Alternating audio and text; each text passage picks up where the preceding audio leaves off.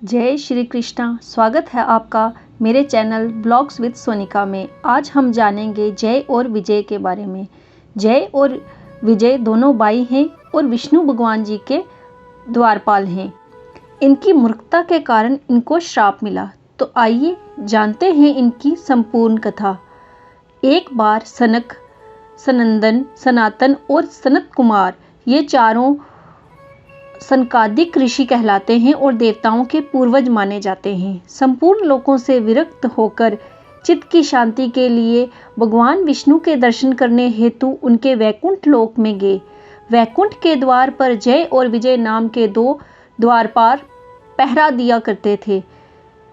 जय और विजय ने इन सनकादिक ऋषियों को द्वार पर ही रोक लिया और वैकुंठ लोक के भीतर जाने से मना करने लगे। उनके इस प्रकार मना करने पर सनकादिक ऋषियों ने कहा, अरे मूर्खों, हम तो भगवान विष्णु के परम भक्त हैं। हमारी गति कहीं भी नहीं रुकती है। हम देवादिदेव के दर्शन करना चाहते हैं। तुम हमें उनके दर्शनों से क्यों रोकते हो? तुम लोग तो भगवान की सेवा में रहते हो। तुम्हें तो उन्हीं के समान समदर्शी होना चाहिए। भगवान का स्वभाव परम शांतिमय है। तुम्हारा स्वभाव भी वैसा ही होना चाहिए। हमें भगवान विष्णु के दर्शन के लिए जाने दो। ऋषियों के इस प्रकार कहने पर भी जय और विजय उन्हें वैकुंठ के अंदर जाने से रोकने लगे।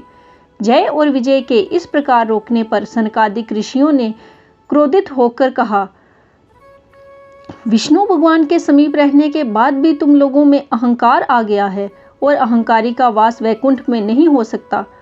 इसलिए हम तुम्हें श्राप देते हैं कि तुम लोग पाप योनियों अर्थात राक्षस योनियों में जाओ और अपने पाप का फल भुगतो। उनके इस प्रकार शाप देने पर जय और विजय भयभीत हो उनके चरणों में गिर पड़े और क्षमा मांगने लगे। यह जानकर कि सनकादिक ऋषिगण भेंट करने आए हैं, भगवान विष्णु स्वयं लक्ष्मी जी एवं अपने समस्त पार्षदों के साथ उनके स्वागत के लिए पधारे। भगवान विष्णु ने उनसे कहा, हे मुनीश्वरों, ये जय और विजय नाम के मेरे पार्षद हैं। इन दोनों ने अहंकार बुद्धि को धारण कर आपका अपमान करके अपराध किया है। आप लोग मेरे प्रिय भक्त हैं और इन्होंने आपकी अवज्ञा करके मेरी भी अवज्ञा की है। इनको श्राप देकर आपने उत्तम कार्य किया है। इन अनुचरों ने तपस्वियों का तिरस्कार किया है और उसे मैं अपना ही तिरस्कार मानता हूँ। मैं इन पार्षदों की ओर से क्षमा याचना करता हूँ। सेवकों का अपराध होने पर भी संसार स्वामी का ही अपराध मानता है, अतः मैं आप लोगों की प्रसन्नता की भिक्षा मांगता हूँ। भगवान के इन मधुर वचनों से सनकादिक ऋषियों का क्रोध शांत हो गया।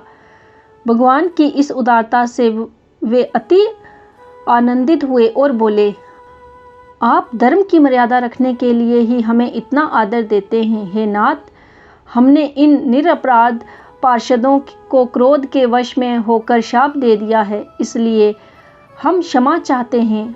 आप उचित समझें तो इन द्वारपालों को क्षमा करके हमारे शाप से मुक्त कर सकते हैं।